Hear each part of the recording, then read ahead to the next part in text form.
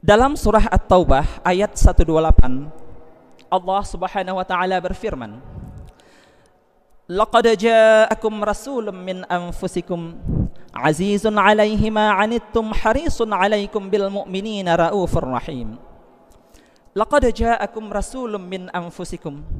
Sungguh telah datang kepadamu seorang rasul dari golonganmu sendiri, dari bangsamu sendiri.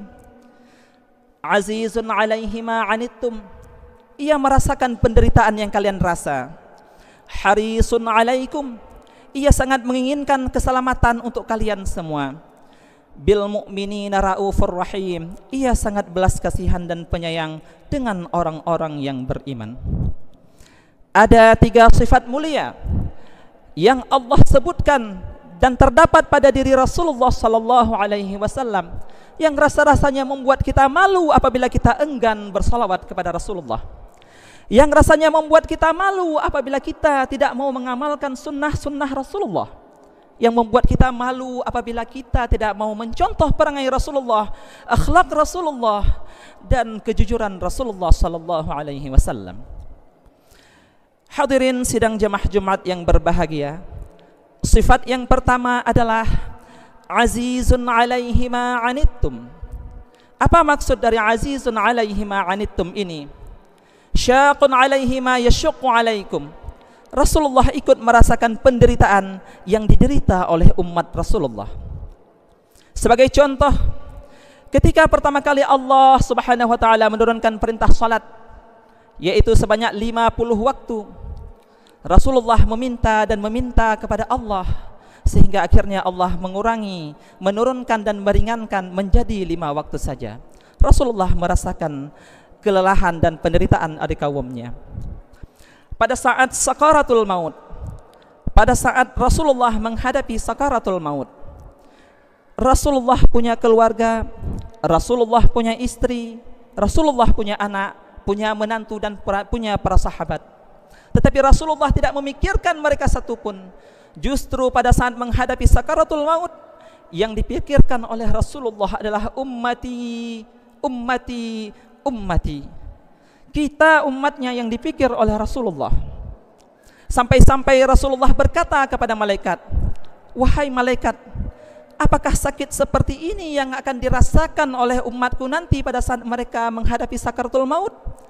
Kalau benar seperti ini, wahai malaikat, timpakan saja semua sakit itu kepadaku."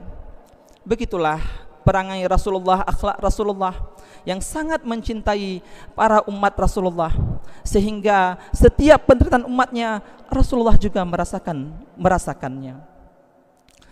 Pada suatu kesempatan ketika Rasulullah sedang berbincang-bincang dengan para sahabat, Rasulullah berkata, "Nanti mereka akan minum dari telagaku Al-Kautsar." Lalu para sahabat bertanya, "Siapa yang akan meminum dari telagamu itu ya Rasulullah?"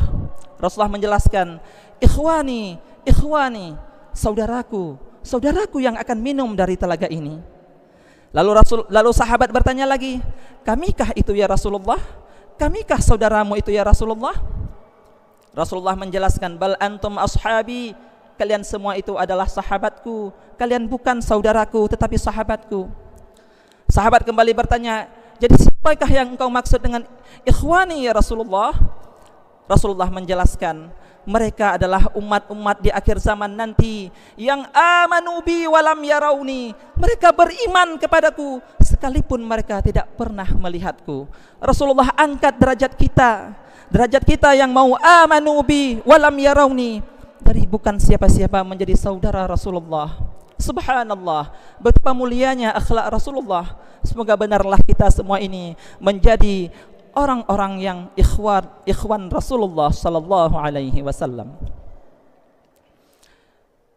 Hadirin ma'asyiral muslimin rahimakumullah. Sifat yang kedua yang Allah sebutkan dalam surah At-Taubah ayat 128 adalah harisun alaikum. Apa maksud dari harisun alaikum ini? Syadidu rughbatihi fi hidayatikum wal iyanati bikum. Rasulullah sangat menginginkan keselamatan umatnya dunia dan akhirat.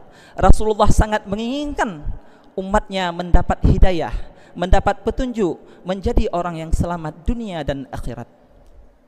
Rasulullah memberi rumus, memberi suatu pegangan supaya kita menjadi selamat dunia dan akhirat. Dalam salah satu hadisnya Rasulullah mengatakan, "Taraktu fikum amrayni lan tadillu ma tamassaktum bihima, kitabullah wa sunnatu rasulih wa sunnatu nabiyyih." Taraktu fikum amrayni. Aku wariskan pada kalian amrayni, dua perkara. Lan tadillu, kalian tidak akan sesat selamanya. Ma tamassaktum bihima, selama kalian berpegang teguh kepada keduanya, yaitu kitabullah wa sunnatu nabiyyih, yaitu Al-Quran, kitab Allah, dan sunnah nabinya. Jadi andai kata kita benar-benar ingin selamat di dunia dan akhirat, maka berpegang teguhlah kepada kitab Allah dan sunnah Rasulullah. Tentunya dalam berpegang teguh kepada kitab Allah dan sunnah Rasulullah, kita tetap mengikuti jalan-jalan yang ditempuh oleh para sahabat, jalan-jalan yang sudah ditempuh oleh para tabi'in, jalan-jalan yang sudah ditempuh oleh para ulama. Karena sebenarnya merekalah yang benar-benar paham bagaimana berpegang kepada Al-Quran dan sunnah Rasulullah. Hadirin ma'asyiral muslimin rahimakumullah. Sifat yang ketiga yang Allah sebutkan dalam surah Al-Baqarah ayat 128 adalah bil mu'minina raufur rahim. Rasulullah sangat berbelas kasihan, sangat penyayang dengan sesama kaum muslimin, dengan orang-orang yang beriman. Rasulullah memiliki sifat ra'fah dan rahmah, yaitu yang pertama kasih sayang dengan sesama kaum muslimin, dengan sesama kaum mukminin, lalu kasih sayang dengan sesama manusia, dan juga kasih sayang dengan semua makhluk Allah Subhanahu wa taala. Pernah suatu ketika Rasulullah dilempari, disakiti, dizalimi, bahkan diludahi oleh orang-orang kafir pada saat Rasulullah berdakwah. Para malaikat sudah pada marah semuanya.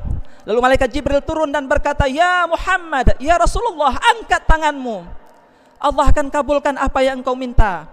Allah akan ratakan orang-orang yang menghinamu, orang-orang yang menzalimimu, orang-orang yang menyakitimu. Allah akan hancurkan mereka. Allah akan luluh lantakkan mereka. Engkau tinggal berdoa ya Rasulullah. Berdoa saja ya Rasulullah." Apa kata Nabi Muhammad sallallahu alaihi wasallam? "Tidak wahai Jibril, tidak. Aku tidak akan mendoakan kecelakaan kepada umatku. Aku simpan doa mustajabah ini untuk mereka umatku esok. Aku simpan ini sebagai syafaat bagi umatku kelak di hari kiamat." Begitulah akhlak Rasulullah. Padahal beliau sudah disakiti, dizalimi, dihina, dicaci maki, tetapi beliau tidak mau mendoakan kehancuran kepada umatnya. Justru doa yang mustajabah tersebut beliau simpan untuk kita. Beliau simpan di hari akhirat kelak sebagai syafaat bagi umat-umatnya. Hadirin sidang jamaah Jumat yang berbahagia. Oleh sebab itu, marilah kita meningkatkan ketakwaan kita kepada Allah. Marilah kita meningkatkan rasa cinta kita kepada Rasulullah. Semakin tinggi rasa cinta kita kepada Rasulullah, maka semakin tinggi nilai keimanan yang ada dalam diri kita. Semakin tumbuh nilai keimanan yang ada dalam hati kita. Marilah kita mencoba untuk mencontoh sunnah-sunnah Rasulullah. Marilah kita mencoba untuk mengamalkan sunnah-sunnah Rasulullah, mencontoh akhlak Rasulullah, mencontoh perangai Rasulullah, mencontoh kejujuran Rasulullah sallallahu alaihi wasallam. Di saat kita hidup di saat ini yang penuh dengan fitnah, marilah kita sedikit mencoba untuk mencontoh apa yang ada pada diri Rasulullah sallallahu alaihi wasallam. Semoga kelak di yaumil mahsyar kelak kita memperoleh syafaatul uzma, syafaat dari Rasulullah sallallahu alaihi wasallam, memperoleh pertolongan Allah lewat syafaat Rasulullah, dapat berkumpul dan bersama Rasulullah dalam syurganya Allah Subhanahu wa taala. Amin ya Allah, amin ya rabbal alamin. Mungkin hanya inilah yang dapat khatib sampaikan. Lebih dan kurang khatib mohon maaf. Hadanallah wa iyyakum ajma'in.